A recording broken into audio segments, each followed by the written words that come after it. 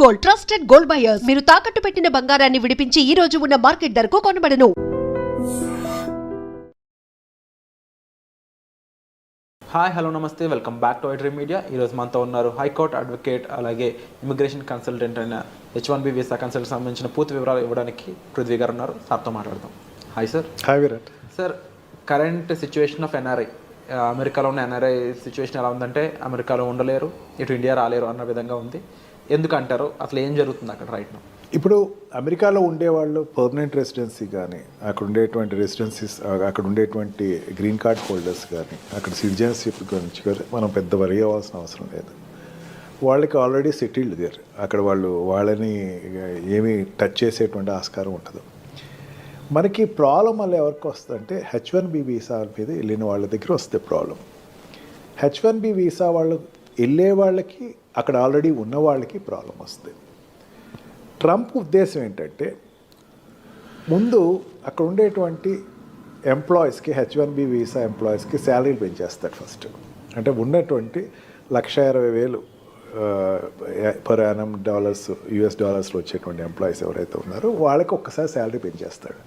అంటే $1,20,000 నుంచి $1,40,000, $1,50,000 చేస్తాడు.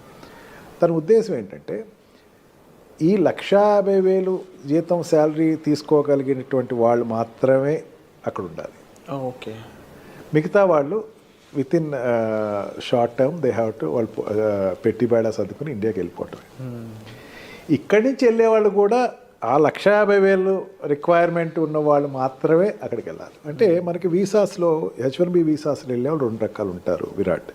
ఒకళ్ళు ఏంటంటే కంపెనీ స్పాన్సర్ ఉంటాడు. అంటే ఏదో కంపెనీ, అతను ఎక్కడో పని చేస్తున్నాడు, ఆల్రెడీ తన ఒక కంపెనీలో పనిచేస్తున్నాడు అనుకుందాం.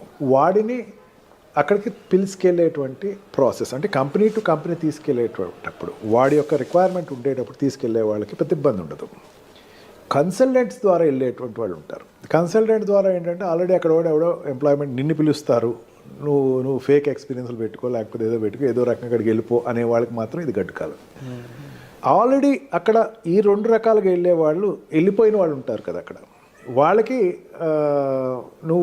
నీ ఇందాక చెప్పాను చూసారా, మీకు ఈ పారామీటర్స్లో $1,20,000 శాలరీ ఏదైతే ఉందో, US డాలర్స్ శాలరీ ఏదైతే ఉందో, ఆ శాలరీ కన్నా తక్కువ ఉన్న వాళ్ళు you better drop from the country అని చెప్పేసి ఒక 2 months టైం ఇస్తాడు. ఆ 2 months టైం దేనికి ఇస్తాడు? Search for a new job. వాడికి సర్చ్ చేసినా సరే వాడికి అక్కడ రావాల్సిన $1,20,000 శాలరీ తోటి ఉండేటువంటి ప్రమాణాలతో ఉండేటువంటి కంపెనీలో జాయిన్ అవ్వాలి. Otherwise you have to come back to India. Nothing, అక్కడ ఎంప్లాయీ ఎవరంటే it's nothing A contract labour. ఇక్కడ నుంచి కాంట్రాక్ట్లో అక్కడికి వెళ్తాడు. 6 months to 2 years కాంట్రాక్ట్లో వెళ్తాడు. వెళ్ళిన తర్వాత రెగ్యులరైజ్ అవ్వడం, అంటే వాడు అక్కడ ఉండేటువంటి what we call green card కానీ, అక్కడ రెసిడెన్సీ పర్మిషన్ కానీ రాదు వాళ్ళకి. వాళ్ళు ఇంకా గాల్లోనే ఉంటారు. అసలు రెసిడెన్సీ పర్మిషన్ రావాల్సిన వాళ్ళు ఇంకా 60 లక్షల మంది ఉన్నారట అక్కడ. ఇంకా 60 లక్షల మంది ఉన్నారు. ఓకే. వీళ్ళందరికీ ఎప్పుడు రాను, వాళ్ళు 3 phases వైజ్గా వస్తుంది.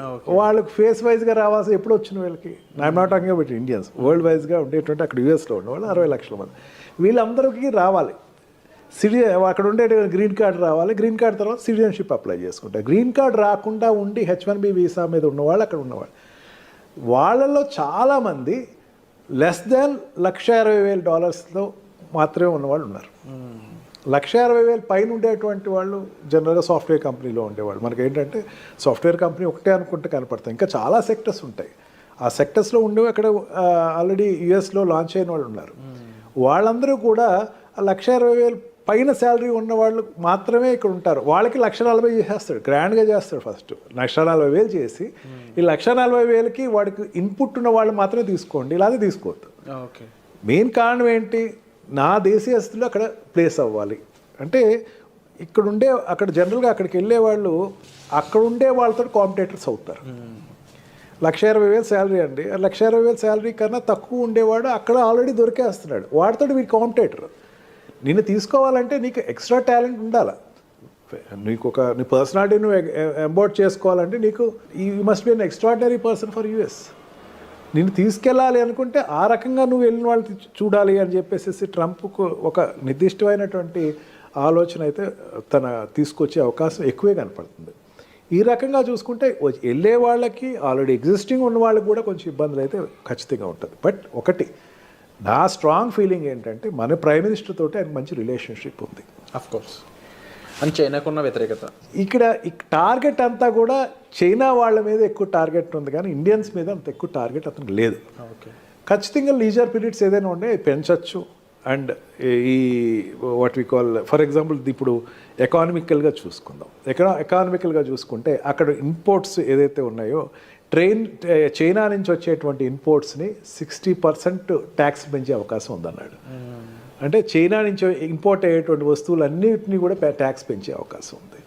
ఇప్పుడు అమెరికాలో ఎక్కువ చైనా గూడ్స్ దొరుకుతాయి మనకి. ఆ గూడ్స్ అన్నిటినీ 60% ట్యాక్స్ పెంచేస్తున్నాడు. ఎందుకంటే డిస్కరేజ్ చేయటం కోసం అని చెప్పేసి తనకి మెయిన్ ఉద్దేశం అది. ఈ రకంగా ప్రతి సెక్టర్స్లోనూ అతనికి ఈ చైనాని ఎంత డిస్కరేజ్ చేయాలి అని ఉంది. He got good friendship with Indian prime minister. Indian తోటి మంచి రిలేషన్స్ అయితే ఉన్నాయి. మెయిన్ ఏంటంటే చాలామంది అనుకుంటూ ఏంటంటే ఇండియాకి చాలామంది H1B వీసాలో ఇండియాకి వచ్చేస్తారు, లేకపోతే ఇండియా వాళ్ళు చాలా ఎఫెక్ట్ అవుతారు. కానీ మరి నాకు స్ట్రాంగ్ నమ్మకం ఏంటంటే ఇండియాతోటి రిలేషన్స్ ఎస్టాబ్లిష్ అయితేనే తనకి చైనాతోటి పోటీ పడవచ్చు. అంటే ఈ సౌత్ ఏషియన్ ఏరియాలో చైనాతోటి పోటీ పడే పెద్ద కంట్రీ ఇండియాయే కనపడుతుంది. ఇది ఇప్పుడు కాదు, ఫస్ట్ టర్మ్లో కూడా అదే అతను ఎక్స్పోజ్ అయ్యాడు.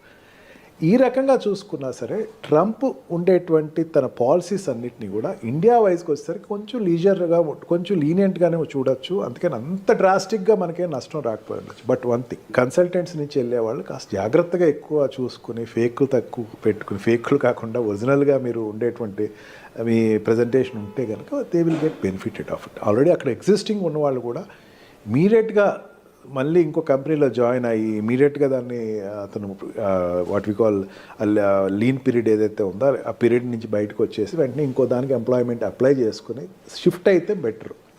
అదర్వైజ్ ఒక రోజు ఏదో ఒక రోజు ఒక పరిస్థితి వస్తుంది, where you have to come out of the country. But one thing, consultants నుంచి వెళ్ళే వాళ్ళు కాస్త జాగ్రత్తగా ఎక్కువ చూసుకుని ఫేక్లు తక్కువ పెట్టుకుని, ఫేక్లు కాకుండా ఒరిజినల్గా మీరు ఉండేటువంటి మీ ప్రజెంటేషన్ ఉంటే కనుక they will get benefited of it. Already అక్కడ ఎగ్జిస్టింగ్ ఉన్నవాళ్ళు కూడా ఇమీడియట్గా మళ్ళీ ఇంకో కంపెనీలో జాయిన్ అయ్యి ఇమీడియట్గా దాన్ని అతను what we call lean period ఏదైతే ఉందో ఆ పీరియడ్ నుంచి బయటకు వచ్చేసి వెంటనే ఇంకో దానికి ఎంప్లాయ్మెంట్ అప్లై చేసుకుని షిఫ్ట్ అయితే బెటర్.